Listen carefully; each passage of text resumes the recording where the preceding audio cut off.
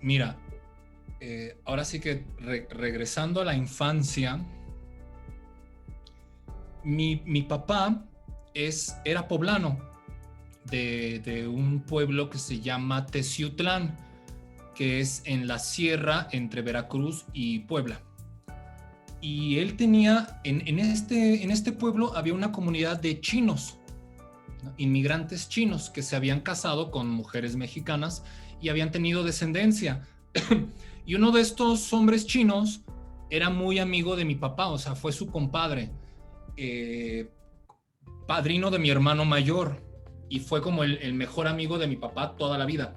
Mi papá era requintista y cantante de tríos, y era muy bonito porque este otro señor que se apellidaba Quan Qiu, pues digamos que yo desde niño estuve en contacto con la cultura china, porque recuerdo haber visto la danza de los leones, la danza de los dragones, haber escuchado conciertos de música china, incluso de haber visto, no era tanto como la ópera de Shanghái o la ópera de Pekín, pero sí recuerdo de niño haber visto un espectáculo acrobático, dancístico, operístico, chino, que no entiendes, ¿no? Cuando tienes 8 o 9 años y te impacta. Entonces la cultura china desde siempre, digamos que estuvo cercano a mí. Además, estos hijos mestizos mexicanos chinos, pues eran los amigos de mi papá en las bohemias. Entonces, cuando tocaban canciones de bolero tradicional mexicano, no es que cantaran música china, pero era muy impactante ver hombres y mujeres chinos comportándose como mexicanos, porque eran, insisto, ¿no? Estos mestizos. Entonces, yo creo que desde entonces, con respecto a las artes asiáticas, yo ya traía esa sensibilidad, yo ya traía ese gusto por poder saber aceptar y saber apreciar algo que como cultura occidental o como, a lo mejor en otro contexto estarías negado. En mi caso no era así. Conforme vas creciendo, eh, igual a mi papá, recordándolo, un día mi papá, que trabajaba como agente de seguros y había tenido unos trabajos con el gobierno de la Ciudad de México, el gobierno de la Ciudad de México había editado el libro de antropología teatral de Eugenio Barba, Nicolás Avarese, y era un tomo así de este tamaño, y era grande, lo recuerdo, La anatomía del espectador, con esta Patricia Cardona, era otro texto, y mi papá me los regaló cuando yo tendría como 17, 18 años, y todas las fotos que traían ese libro eran ópera de Pekín, ópera de Shanghái, títeres vietnamitas, títeres tailandeses, danzas tailandesas, danzas de Camboya, Dengaku, Gagaku, Bugaku, Teatro No, Kabuki, danza Buyo. Entonces digamos que también yo leía esos textos, y cuando hablaban de la antropología teatral y hablaban de los actores del norte, del sur, o los actores orientales, occidentales, pues para mí fue como muy al principio de mi carrera, yo ya estaba asimilando todo ese conocimiento, sobre todo a nivel visual. Recuerdo que yo dibujaba en mi cuaderno maquillajes de actores de Katakali, y eso era mi hobby, dibujar los maquillajes de los actores de Katakali. Entonces, yo ya traía esa sensibilidad desde niño, y luego cuando ya empecé a orientarme hacia el teatro, era la parte de la antropología lo que me interesaba mucho. Las mitologías comparadas siempre me importaron muchísimo. Yo leía mucho sobre los egipcios, sobre la India, leía mucho sobre los griegos, y cuando me di cuenta que el teatro a través del ritual y a través del trabajo de estas ceremonias, de estos rituales, se van codificando en danzas sagradas y después en lo que vamos a llamar teatro o estos espectáculos sagrados, como que de allí me hice como muy muy interesado.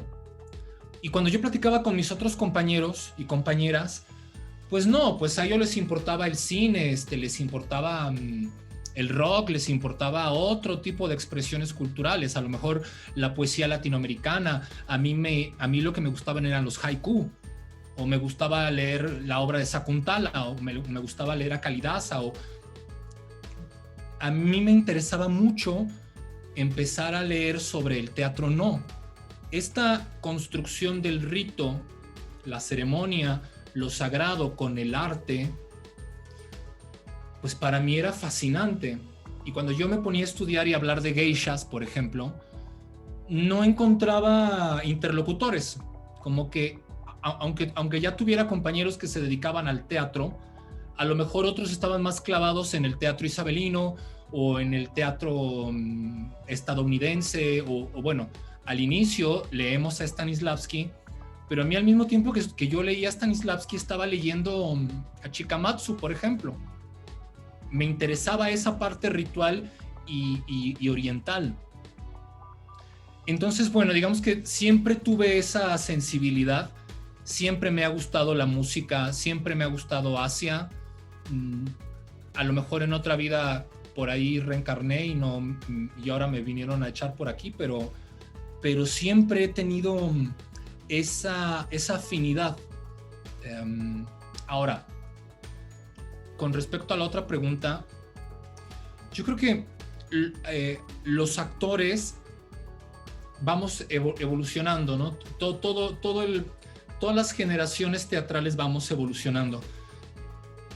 Yo he tenido encontronazos y he tenido peleas fuertes a veces con compañeros actores y actrices, a veces jóvenes de mi edad o un poquito mayores, o de plano gente ya actores ya consagrados, que ellos no pueden concebir que tú llegues a un ensayo a estirar tu cuerpo. Ellos llegan a sentarse, a abrir el texto y así inician su ensayo, porque esa era la forma como se trabajaba. Y algunos de ellos tienen la soberbia o no tienen la humildad como de abrirse a otras formas de cómo las nuevas generaciones abordamos un ensayo, e incluso se molestan porque a lo mejor yo estoy a un lado, estoy estirando o estoy trabajando mi cuerpo porque soy bailarín. Yo inicié siendo bailarín. Entonces el hecho de ser bailarín y actor te da un plus, te da algo extra que va a ayudar que tu cuerpo, conforme vas creciendo, y yo lo noto ahora, voy a cumplir 40 años y por supuesto que hay cosas que vas perdiendo, elasticidad, fuerza muscular, tu metabolismo cambia, engordas más fácilmente.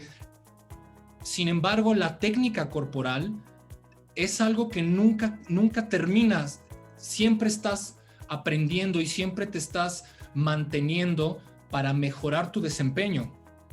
Hay algunos actores y actrices que tienen años de no trabajar su cuerpo, aunque son actores en activo, actores y actrices en activo. Para ellos trabajar su cuerpo a lo mejor es hacer círculos con la cabeza, círculo con los brazos y ya, están listos. Y es interesante verlos porque es otra forma, otra visión. Y yo creo que nos toca a las nuevas generaciones defender y luchar porque también se respeten nuestras nuevas formas y decirle a los actores, yo necesito trabajar mi cuerpo antes de entrar a escena. Yo necesito estirar mi cuerpo, entrenar antes de empezar el ensayo. Necesito estar descalzo y acostarme en el piso para hacer un momento de eutonía o para trabajar mis articulaciones, porque así voy a tener un mejor desempeño. Algunos actores lo entienden, algunos no.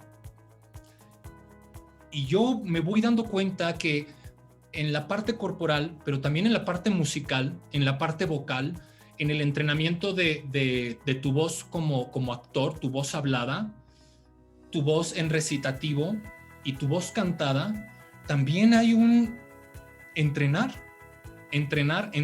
seguir entrenando. Aprender a tocar un instrumento musical como actor es A mí me tocó el momento en que los directores y actores me decían a mí, esto no es comedia musical, aquí no bailes, no cantes, aquí actúa, guarda silencio, actúa y ya, entra a escena. Y, o actores que me decían, ay, sí, tú, el bailarincito. No queremos entrenar. Aquí no es danza, aquí no es musical.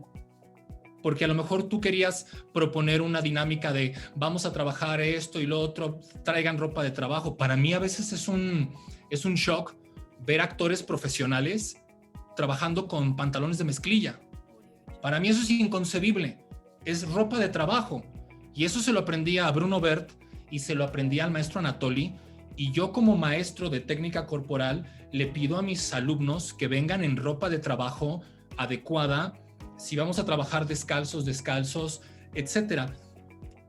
Pero a veces cuando trabajas con actores que no se quitan los zapatos, que se quedan con un pants, con un pantalón de mezclilla, y así están haciendo el ensayo, para mí es un poco choqueante.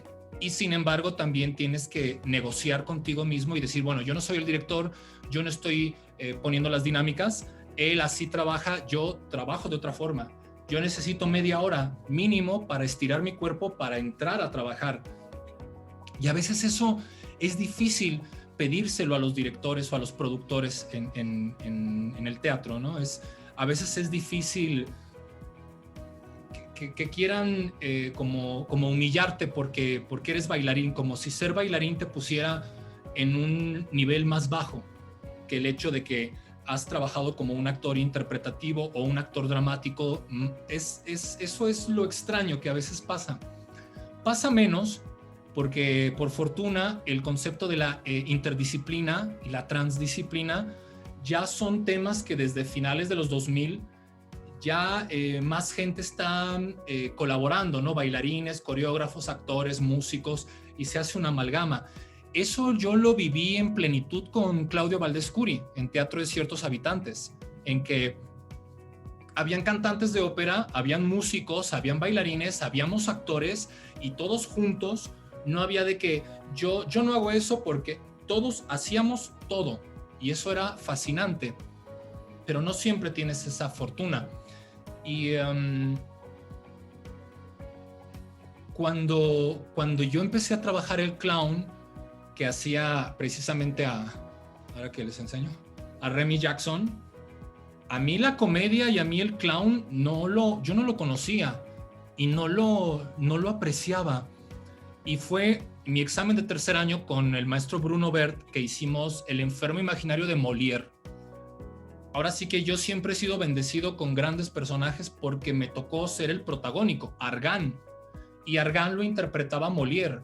Y cuando tú estudias el texto, te das cuenta de que hay una estructura con una dinámica cíclica que es la esencia de la comedia, que Molière lo hacía de una manera magistral, y aprendes del texto. Pero no fue sino hasta que trabajé con Anatoly que realmente descubrí el poder de la comedia y el poder del clown. El clown o el payaso en el escenario, porque Anatoly te observa como maestro, como artista te observa, él te observa. Y a algunos compañeros les dice, este es tu color, este es tu carácter, este es tu humor, este es el tuyo. Y a mí me dijo, tú eres sacerdote. Entonces yo me quedé como, no entiendo. Y nos tocó hacer una película juntos, Anatoly y yo. Él todavía no era mi maestro, pero nos tocó hacer una película de circo. Yo hacía un trapecista, la dirigía David Pablos, director del baile de los 41, y Anatoly era el protagónico. Y de la nada Anatoly me agarró del hombro y me dijo, el clown es un chamán, es un brujo, es un curandero que sana la mala energía de la gente y es médico brujo, médico curandero, y hace el milagro de la risa, porque donde hay silencio y hay tristeza, el acto del clown hace magia y hace risa, y eso genera salud y energía. Entonces yo tendría como 23 años, no lo entendí, y me dijo, tú eres de esos.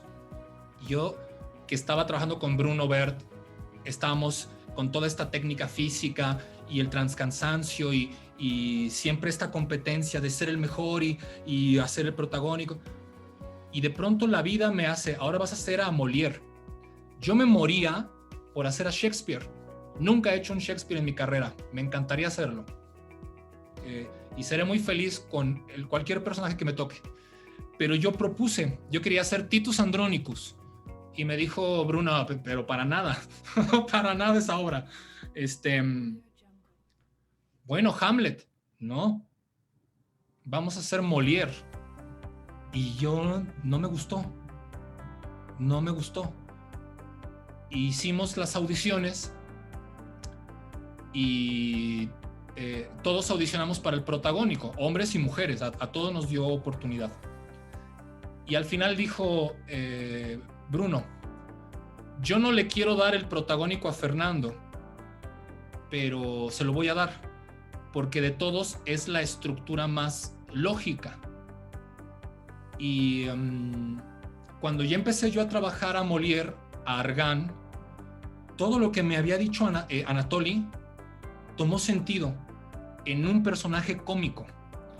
Y cuando estrenamos y escuchaba la risa del público y escuchaba este ping-pong energético de texto, risa, texto, carcajada, risa, más carcajada, y te das cuenta que hay como una energía entre el espectador, el actor, y en el centro, ahí es cuando dices, es que aquí es donde se aparecen los genios, los espíritus, los fantasmas, o no sé quién se aparece, no sé el nombre o la naturaleza de esa entidad espiritual que se aparece en el teatro y se alimenta de esa energía, porque el actor y el espectador están lanzando energía, y esa energía alguien la usa, alguien se la come, no sé con qué fin, pero existe y pasa. Y a veces tú en el escenario te das cuenta que hay presencias espirituales a tu alrededor que están comiendo esa energía. Y cuando, por ejemplo, estudio sobre el teatro no gaku, y estudio el concepto de la okina, y estudio el concepto de estas máscaras rituales que tienen más de 700 años, a las que en ciertos días del año se le hacen ceremonias y danzas, y digamos que esa máscara, ese teatro de esos personajes, es ese kami. Entonces digo, aquí está todo conectado, y esa sensibilidad desde que yo era niño y veía estas máscaras y estos maquillajes orientales, ahora que soy actor, y cuando empecé a hacer a Remy Jackson y me pintaba la cara de blanco y era payaso, y te das cuenta que el público ríe, ahí te das cuenta que tienes poder, que estás moviendo la energía, que eres capaz de mover algo que a lo mejor no entiendes cuando eres joven. Conforme vas creciendo, los maestros lo entienden. Y entonces, por eso le agradezco tanto a Bruno Bert, que me vio y me dijo, no es tragedia lo que vamos a hacer, es comedia, y vas a hacer a Molière, vas a hacer Argan. Y le agradezco al maestro Anatoly que me dijo, este es tu tipo cómico. Entonces, a veces es difícil encontrar espectáculos en los que todo eso lo puedas unir y lo englobes a favor de el espectador. Y a mí me pasó con Remy Jackson y la fenomenal banda de Los Payasos Negros, que era teatro, pero también era cabaret, y era music hall, y era un concierto parodia, y era clown. Y lo gracioso es que ni la gente de cabaret, ni la gente de clown, nos quería. Y éramos como el grupo de los subversivos, por eso era la fantasía de Los Payasos Negros, y por eso hablábamos del racismo, y hablábamos de la discriminación, y hablábamos de las luchas, de las castas. Esos siempre fueron los temas en Remy Jackson y Los Payasos Negros. Y Remy Jackson era el payaso negro, cantante, el reverendo del blues, curandero, porque hacía un sketch como de curar al público de su dolor. Y la esencia de Remy Jackson fue esa plática que tuve con Anatoly 10 años antes. Y cuando yo salí de la ENAD como actor profesional, y no tenía trabajo y no me quedaba en castings y mis compañeros no me invitaban a sus proyectos, yo dije, voy a hacer mi proyecto. Y voy a hacer un proyecto en el que todo lo que he hecho a lo largo de mi vida, la danza, el canto, la música, la comedia, la improvisación y sobre todo este cabaret político, lo pueda jugar y además me divierta muchísimo. Y fue lo que me pasó. Esta importancia de todas estas artes o todos estos talentos que has ido evolucionando a lo largo de tu vida, para ese proyecto tuvieron sentido. Si yo me hubiera quedado sentado a ver quién me llama a trabajar, a lo mejor me hubiera dado pereza o hubiera hecho otras cosas, pero tuve la capacidad y la inventiva de generar esta propuesta y duró más de 10 años como un proyecto constantemente produciendo teatro y además vendría otra cosa muy importante que es la danza buto. Ahí sí también siento que en estos años de formación, la primera vez que yo vi danza buto fue un video, bueno, fueron unas fotografías de Katsuo Ono y de Tatsumi Hijikata en estos libros que me regaló mi papá sobre Patricia Cardona cuando hablaba de el expresionismo. Y vi la figura de Mary Bigman y luego vi a una foto de Yoshito Ono y Katsuo Ono. Y no lo entendí. Y luego vi un video de Natsu Nakajima donde se desnuda, pintada de blanco, y se ponía unos curitas, como unos diurex pintados en la cara y en el cuerpo, y se los iba arrancando, ¿no? Y yo vi eso y me quedé como, ¿y esta cosa qué es? Qué burdo, qué corriente.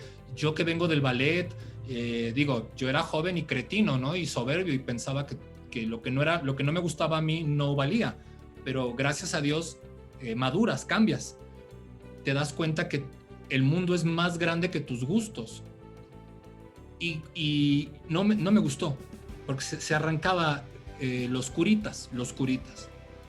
Y luego cuando empecé a leer la descripción, dice, es que esa danza se llama Picadum y está inspirada en las víctimas de cáncer y enfermedades en la piel y radiación por el bombardeo atómico. Guardé silencio y entendí que la danza, el arte interpretativo, tiene la facultad de hablar de algo tan profundo y tan poderoso y que te quedas sin palabras, como hablar de el origen de la posmodernidad, que fue el bombardeo atómico. Más allá del bombardeo atómico, la Segunda Guerra Mundial. No únicamente ese fenómeno, toda la guerra mundial y los casi 9,5 millones de seres humanos que fueron aniquilados en menos de 10 años. Y eso era lo que significaba ese arrancárselo. Cuando yo vi eso y llegué a mis clases de teatro a querer decirle a mis compañeros, es que está el Ankoku Buto y habla de esto y pasa esto, y cómo le hacemos nosotros para ponernos al nivel. A veces habían compañeros que sí te agarraban la onda y con los que sí dialogaban desde tu ignorancia, desde tu juventud, desde tu contexto de joven mexicano, clase media, que está estudiando arte. Y habían otros maestros y alumnos, compañeros, que no te tomaban, no les interesaba. Te decían, ponte a leer a Stanislavski y aprende Stanislavski, punto. Tus cosas raras japonesas no nos interesan. Stanislavski, ya. A veces era difícil. Sin embargo, conforme los años van pasando, pues te das cuenta que toda esa amalgama te hace ser el artista que ahora puedes ser y que aprecias ver. A mí me pasó algo muy bonito. Cuando fui a ver a la maestra Saga Kobayashi, que es una de las bailarinas ya de la tercera edad, ella es segunda generación de danza buto, alumna de Tatsumi Hijikata, la fui a ver aquí a México, al Teatro de la Danza, y vino a hacer un performance, y en un momento de la danza, ella vestida como con un traje tipo francés, entallado de negro, pues una mujer de 60 años, 70, ya con un cuerpo, una movilidad diferente. Ella bajó del escenario Yo estaba sentado en una de las butacas cercanas a la escalera del Teatro de la Danza, que es una escalera central, y ella bailando me tocó la pierna y me hizo así. Y al otro día me dicen, tú vas a ser Segismundo. Yo pensé que era una señal divina. Ahora que lo platico, no me parece ya tan trascendente como en su momento, pero fue muy trascendente para mí ese momento, y cómo todo lo que uno hace como actor, como artista, sirve de algo. En algún momento sirve de algo, y en algún momento vas a poder utilizarlo para mejorar, para hacer mejor tu trabajo artístico.